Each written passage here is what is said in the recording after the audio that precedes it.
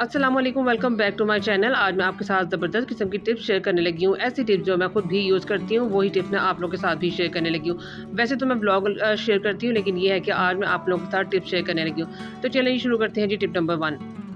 गर्मियाँ आ गई हैं और गर्मियों में आपको पता है कि खीरे का इस्तेमाल बहुत ज़्यादा होता है। दोपहर को खाने में एज़ अ सैलड यूज़ होता है खीरा। ठीक है जी, खीरा तो हम यूज़ कर लेते हैं, खीरा खा भी लेते हैं, लेकिन इसका छिलका जो है हम वेस्ट कर देते हैं। आज के बाद आप इसका छिलका वेस्ट नहीं करोगे। इसके ऐसे कमालात मैं आपको दिखाने लगी कि आप जो हो ना, वो हैरान और परेशान हो जाओगे। तो जी खीरा जो है वो मैंने साइड पे कर लिया। इसके बाद में हम यूज़ कर लेंगे इसको। जो छिलके हैं वो मैं सबसे पहले आपको एक पहला फ़ायदा बताती हूँ इसका। आपने क्या करना है, खीरे के जो छिलके हैं उसको आपने हाथों में इस तरह से पकड़ लेना है। अक्सर ऐसे होता है कि हमारे हाथों में से बड़ी ही ज़्यादा हीट निकल रही होती है और ये कि गरमाइश फ़ील हो रही होती है, और इस तरह मेरे साथ बहुत ज़्यादा होता है। तो बस फिर मैं क्या करती हूँ जी, मैं खीरे इस तरह पकड़ लेती हूँ, मतलब खीरे के छिलकों को जो है ना वो पकड़ लेती हूँ और इस तरह हाथों के साथ प्रेस करती हूँ और इसको अच्छे तरीके से अपने हाथों के ऊपर और नीचे अच्छे तरीके से प्रेस करती हूँ। इसको मलना बिल्कुल भी नहीं है, बस ये है कि हल्का-हल्का सा आपने इसको प्रेस करते रहना है और आप देखना आपको ठंडक का एहसास होगा। आपके अंदर, हाथों के अंदर जितनी भी गरमाई, जितनी भी तपिश होगी, वो इनकी जो छिलकों की वजह से जो है ना वो ठीक हो जाएगी। दूसरा तरीका आप लोगों के साथ शेयर करने लगी हूँ। अक्सर ऐसे होता है कि इस तरह की जो नालियाँ बनी होती हैं हमारे घर, और उसके बाद ये है कि हमारा सिंक लगा लो, उनमें से रात को जो है ना लेट नाइट आ जाते हैं जी लाल बेग, कोई से भी कीड़े मकोड़े। आपने क्या करना है कि इसके छिलके पकड़ने हैं और छिलके जो है ना वो आपने अब जितनी भी आपकी ये है ना सिंक एरिया या फिर इस तरह की छोटी-छोटी नालियाँ बनी हुई है, उसके ऊपर जालियाँ सी जो पड़ी होती हैं, लगी होती हैं, ठीक है जी। आपने क्या करना है कि उनके ऊपर आपने खीरे के छिलके जो है ना वो इस तरह से फेंक देना है। इस तरह से फेंकने से ये होगा कि कीड़े-मकोड़े जो है ना या लाल बेग वगैरह नहीं आएँगे। आते हैं जी अपनी टिप नंबर 2 की तरफ। हमारे घर अक्सर स्टील के गिलास पड़े होते हैं। स्टील के गिलास जो है ना वो आपस में इस तरह से जुड़ जाते हैं। तो इसको जो है ना वो अलग करने का तरीका मैं आपको बताती हूँ। करना क्या है कि इस तरह से आपने गिलास पकड़ने और पकड़ के जो है ना फ्रीज़र में रख देने हैं। 10 से 15 मिनट को फ्रीज़र में ही पड़े रहने देना। उसके बाद जो है ना निकालेंगे। फ्रीज़र में रखने से होता ये है कि ये थोड़े से सिकुड़ से जाते हैं और ये है कि इसकी जो आसानी से जो है ना ये अलग हो जाते हैं। ये देखिए मैं आपको अलग करके दिखा रही हूँ। बाज़ औक़ात इस तरह होता है कि स्टील की पतीली हमारे पास पड़ी होती है और छोटी पतीली जो है ना वो बड़ी पतीली में फँस जाती है। तो उसके लिए भी यही टिप है, अगर आप उसको जो है ना वो आप फ्रीज़र में रख दोगे ना तो फटाफट से निकल आएगी, कोई भी टाइम लगेगा नहीं, और ग्लास भी जो है ना वो ईज़िली इसमें से निकल गया। अब आते हैं जी अपनी टिप नंबर 3 की तरफ। अक्सर होता ये है कि हमें अचानक कहीं जाना पड़ जाता है और मतलब कोई शादी आ जाती है, शादी नहीं आती, कोई बर्थडे पार्टी आ जाती है और वहाँ पे हमें को क्या करना पड़ता है कि एक एनवेलप की ज़रूरत पड़ती है। एनवेलप उस टाइम हमें मिलता नहीं है, तो करना क्या है जी कि देखें जी मेरे पास पड़े हुए थे मेरे बच्चों के पेपर, और ये है कि वो अपने मेरी बेटी के पेपर थे और अक्सर वो ये इसको यूज़ करती है, इसमें ड्राइंग वगैरह बनाती है, फिर अपनी यूज़ में लेकर आती है। तो मैं क्या करूँगी, इस पेपर की मदद से घर में एनवेलप तैयार कर लूँगी। तो मैं आपको बताती हूँ किस तरह से करना है। पेपर जो है वो आप कोई सा भी ले सकते हो, मैंने ये ले लिया ये वाला। इसको क्या करना है, जितना मैं जिस तरीके से जितना फ़ोल्ड कर रही हूँ, आपने उस तरीके से इसको फ़ोल्ड कर लेना है, ठीक है जी। ऊपर से भी इसको एनवेलप शेप दे देनी है, जिस तरह से इसके ऊपर कवर होता है ना, ये देखें इस तरह से फ़ोल्ड, जिस तरह से मैं कर रही हूँ सेम टू सेम आपने इस तरह से ही फ़ोल्ड करना है। ज़रूरी नहीं अगर आप कलरफुल आपके पास पेजेस नहीं है तो आप परेशान हो जाओगे। आप क्या करेंगे, कोई बात नहीं, घर में कोई सा भी वाइट कलर का पेपर भी पड़ा हुआ है ना, तो उसको आप इस तरह से कर लो और सेम टू सेम इस तरह से बन जाएगा। अच्छा जी, उसके बाद यहाँ पे जो है ना मैं यहाँ पे ग्लू यूज़ कर रही हूँ, और ग्लू की मदद से, क्योंकि हमने चिपकाना भी तो इसको है ना।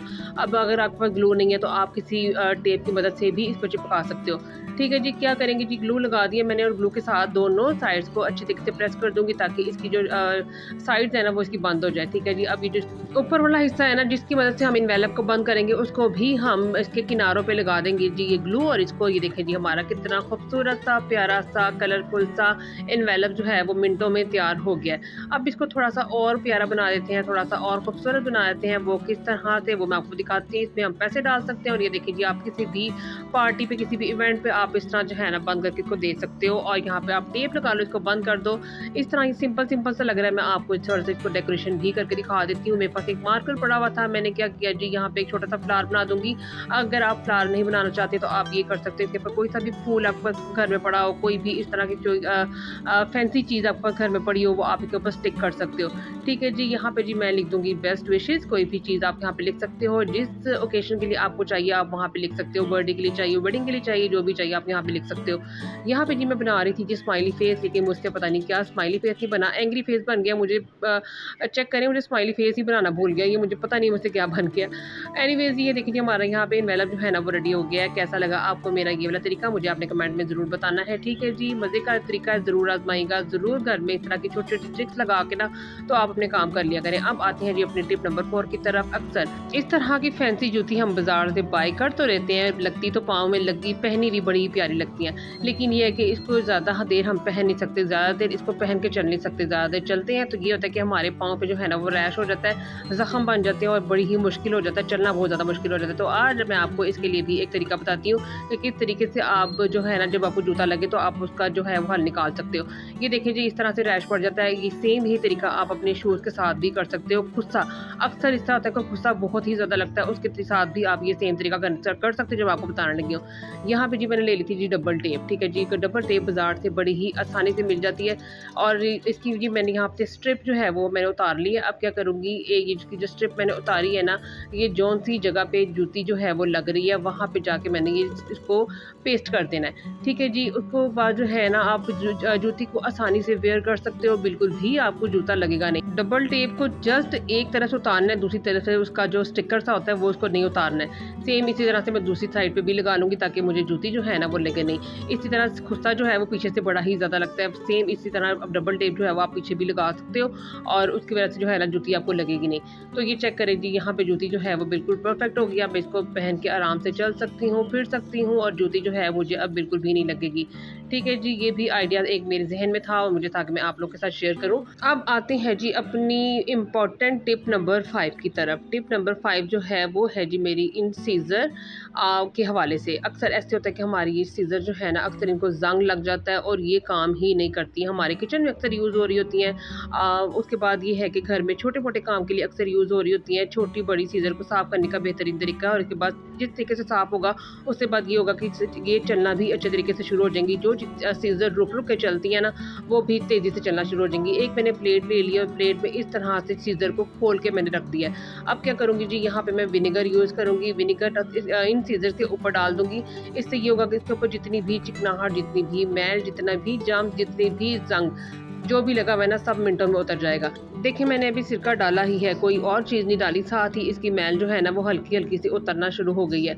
अब मैं इसके ऊपर डाल दूंगी जी मीठा सोडा। मीठा सोडा और विनेगर का मिलके इतना अच्छा असर करते हैं, किसी भी चीज़ की क्लीनिंग करनी हो ये दो चीज़ें मिक्स कर लो तो बस भाई वो चीज़ आपकी कभी हो ही नहीं सकता कि क्लीन ना हो।